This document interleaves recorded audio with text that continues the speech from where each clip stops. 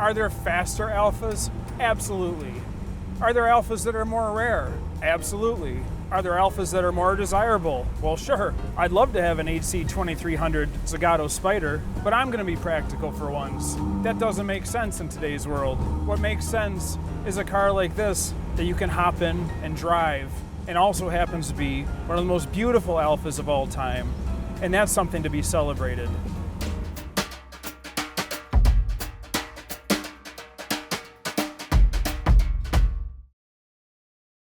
So how much is one of these worth? Well, if you go to Hagerty.com, we have this handy valuation tool.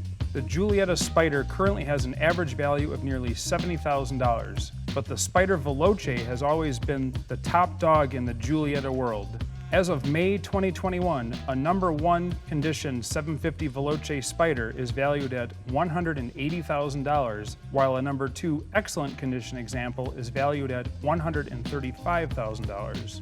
This video review is intended to give an overview of what it's like to buy an Alfa Romeo Giulietta Spider, but please keep in mind that values change over time. For even more details and up-to-date information, please click the link below for the full buyer's guide on Hagerty.com.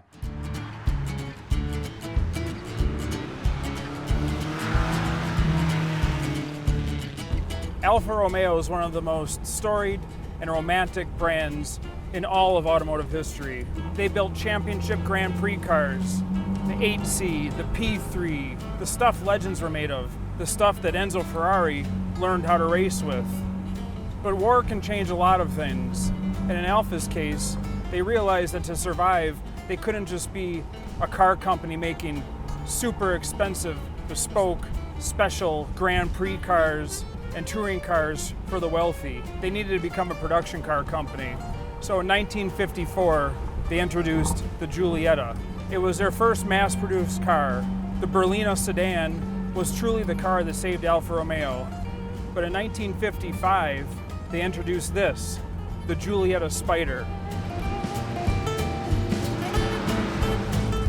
In the mid-1950s, there weren't a lot of sports cars that were built on the same level as the Giulietta. They expected you to start this and go race it or tear around the Italian countryside.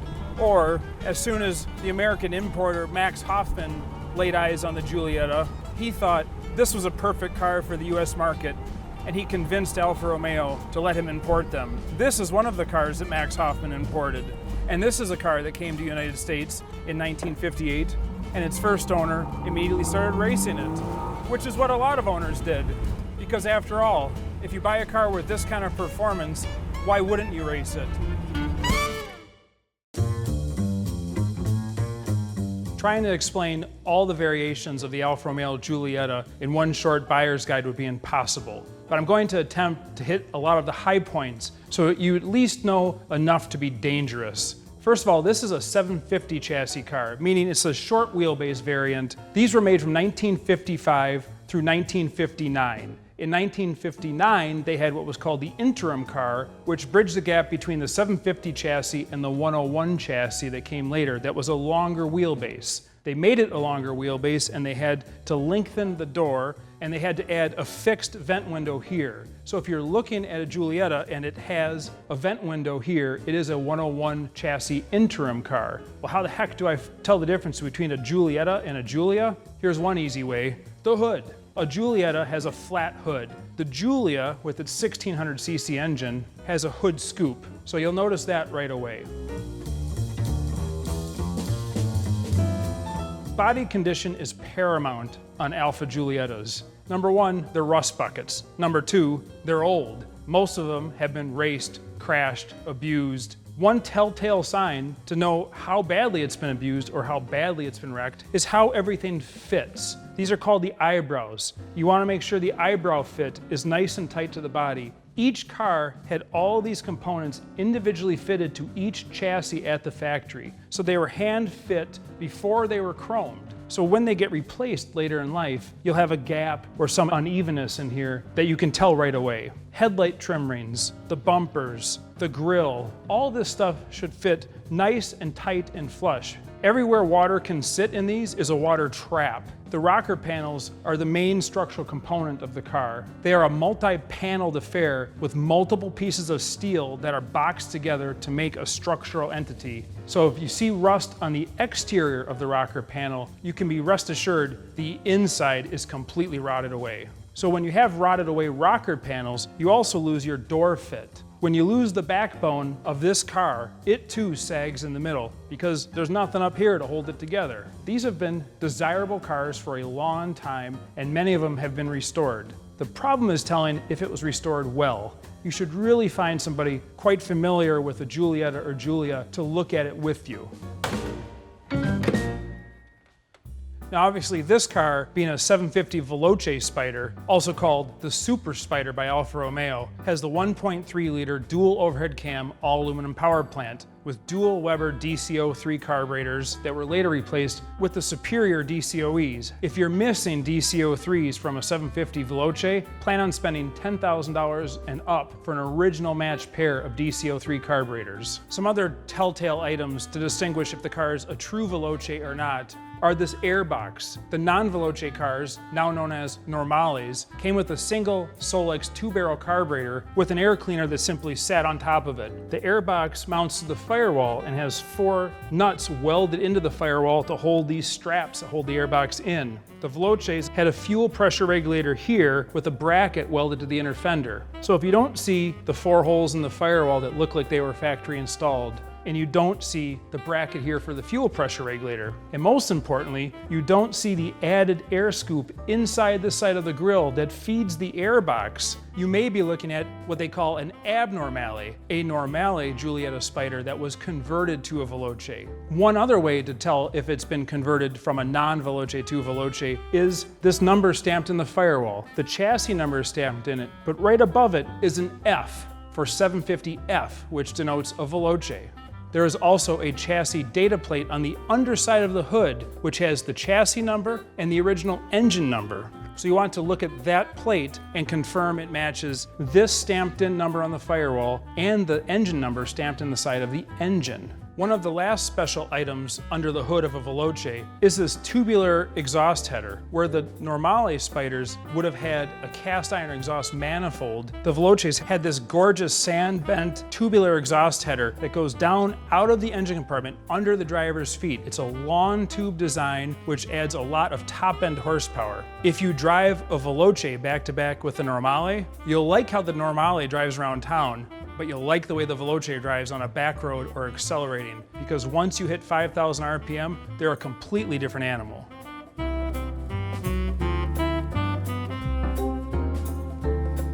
In the rear of the car, another way to tell a 750 car versus a later interim car or a 101 chassis car are the taillights. These small little lollipop taillights, which are shared with the Nash Metropolitan, are unique to the 750. As the cars got bigger and grew, so did the taillights. So while we're back here, it bears mention that the battery in these cars was mounted inside the right rear quarter panel. These were lead acid batteries that leaked a lot of acid and eventually would leak enough acid to drip down and erode away the battery tray and the hold down that held the battery in place. Then you would take a corner hard and the battery would tip over completely and spill battery acid in the trunk floor. So if you want to tell if it's a good Giulietta body that you're looking at, pull up the trunk mat and see if it's been replaced. First of all, it should have these ribs across the trunk floor. Also, if you look right underneath the trunk latch, the body number will be stamped in the trunk floor from the factory. If the body number is gone, you can almost be guaranteed that the entire trunk floor has been replaced.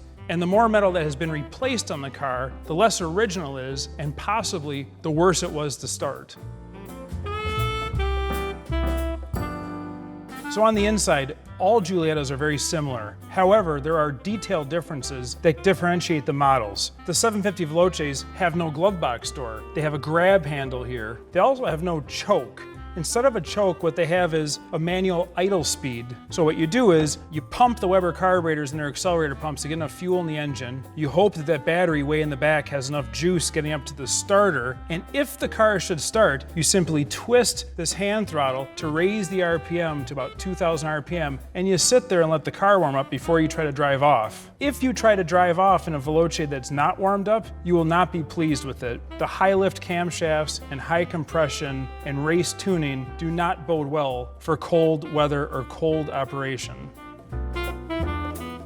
Now, what's really nice about these Giuliettas, even the short wheelbase one like I'm sitting in now, is how roomy they are inside. I'm 6'2" and there's tons of legroom for me, even with the top stowed behind the seats. You sit down nice and low. These seats are nicely bolstered. They're called coin catcher seats because they have these little pleats between the bolster and the center cushion, which, if you had coins in your pocket, that would catch them. So compared to other sports cars of the era, it's a very comfortable place to go for a drive. Under the car, there are also some critical things that need to be inspected to tell exactly what you're looking at, such as this two-piece finned aluminum oil pan. The Veloces also have this bracket welded onto the driver's side frame rail with an adjustable rubber snubber that touches the side of the oil pan to limit engine movement under heavy acceleration. That is something that is not present on a Normale. So if you're looking at a converted car, chances are it won't have this snubber. Now, all Giuliettas have a pretty conventional suspension setup.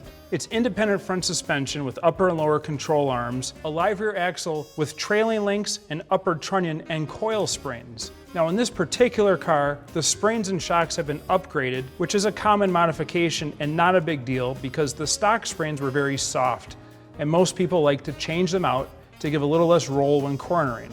Moving back, of course, you always want to check the condition of the floors and the cross members, the inside of the rocker panels. These are a unibody car made up of welded stamped steel. So you want to see spot welds and panel seams and stuff that looks like it was made in a factory. If it looks like it was made in Billy Bob's backyard shop, it probably was. To restore a Giulietta body shell properly, if it's not a good one, will exceed the value of the car. The transmission is a 4-speed manual. The early cars had what was called a tunnel case transmission, which is a case that you have to load all of the components into it like a tunnel. The later cars have a split case transmission like this one. The case simply unbolts and splits apart so you can build the transmission and then assemble the case around it. The tunnel case transmissions are notoriously fragile, so a split case transmission car is more desirable from a reliability standpoint. The other issue is parts for the tunnel case transmissions are nearly unobtainable right now, but you can still get parts for the split case transmission because it was the design that Alfa Romeo used for many more decades. Other items that are unique to Giuliettas are things like this rubber driveshaft donut at the rear of the transmission, a split driveshaft with a center support bearing. All of this was done to minimize vibration and limit the effective overall length of the driveshaft and the driveshaft angle. Alfa thought every detail out when they were engineering these cars. The longer the driveshaft is, the more mechanical whip it has at high speeds. So in these cars, adding a short interim driveshaft mounted by a rubber donut and supported by a center support at the rear, and then transitioning to a conventional driveshaft makes them extremely smooth runners. You rarely find an Alfa with an out-of-balance driveshaft, but you will often find an Alfa with a bad rubber donut or a bad center support mount or bearing. If you take off from a stop and you hear a bunch of thumping, it's probably the center support, which is an easy fix. Now, you've probably noticed under this car, a lot of the components are a little bit juicy. They're weeping fluids. That's very common and not a problem. These beautiful aluminum castings are not the best at sealing fluids in. So you just expect that your Italian car is going to mark its spot. But on the upside, it also limits rust. Think of it as a built-in rust protection system.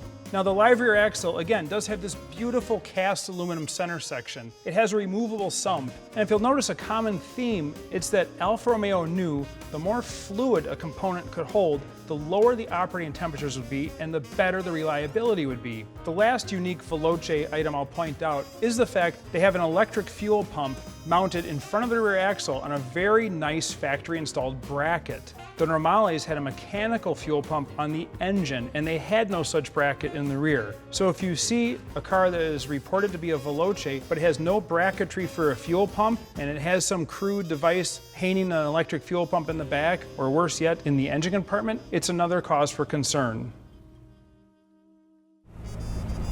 The gearbox is light and fast. The clutch is easy. The throttle is right where you want it.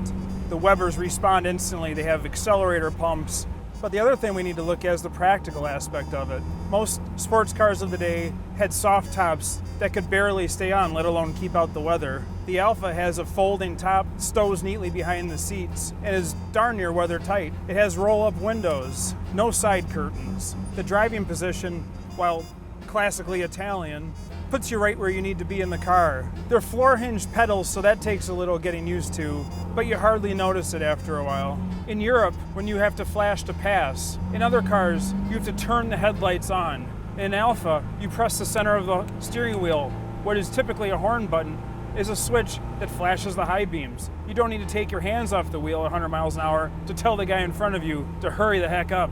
They have a heater that actually works, windshield wipers that actually work, adjustable rheostat for the dash lighting. All these little things that add up to make a really nice car. For a car that was launched in 1955, you feel like you could drive it all day. You could take it on tours. In fact, a lot of people do. So yes, I know I'll take some heat from saying this is a better car than a 356 Speedster, and that's okay. I'm an Alfa guy. I've been an Alfa guy since I was 15 years old when I bought my first one. But I'll also point out something else. A great Giulietta Veloce will cost you less than half of what a 356 Speedster cost. And when you're buying something to use, you have to consider the usability, the comfortable ride of the Giulietta, the confident brakes, all of these things that add up to a vintage car that just doesn't feel vintage. So as you may be able to tell, I love this car. How much do I love it? Well, it actually happens to be my car. I've owned it for over 25 years. I've driven faster cars and more valuable cars, but few cars that I've had in my life have endeared themselves as much to me, which is why this is one car that I'll never sell. If you end up with a Giulietta Spider, you'll feel the same way.